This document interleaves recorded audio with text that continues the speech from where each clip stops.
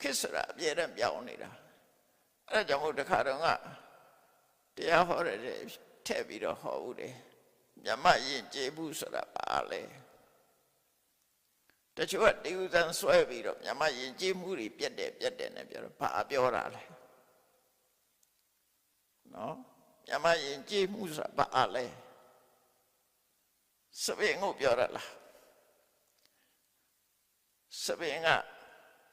ပကန်းခေတ်ကစပင်အင်းဝခေတ်စပင်ကုန်းမခေတ်စပင်မတူတော့ဘူးဆောင်းလုံးဆန်လုံးထုံးပုံညက်ကွဲသွားပြီအဲ့တော့မြမယဉ်ကျေးမှုကို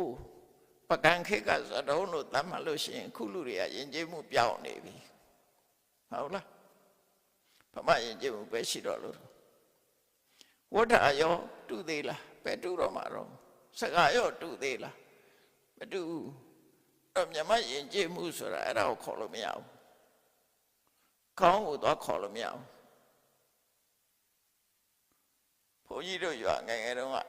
ကျောင်းနိုင်ဆရာတော်ကသူ့ကျောင်းနေလို့ရှိရင်ဥစမုတ်နဲ့ကျောင်းသားတွေကဥစမုတ်နဲ့စတုံးနဲ့ထားရမယ်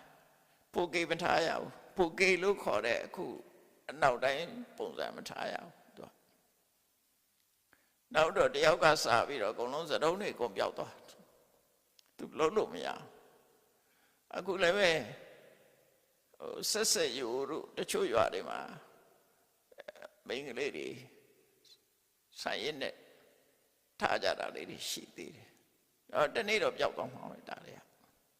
အဲ့ဒါယဉ်ကျေးမှုလားလို့ဆိုအဲ့ဒါကိုယဉ်ကျေးမှုလို့ပြောလို့မရဘူးနှိုးဆိုဘာပြည့်ယဉ်ကျေးမှုမရှိတော့ဘူးလေအဲ့တော့ယဉ်ကျေးမှုဆိုဒီမှာစိတ်ဓာတ်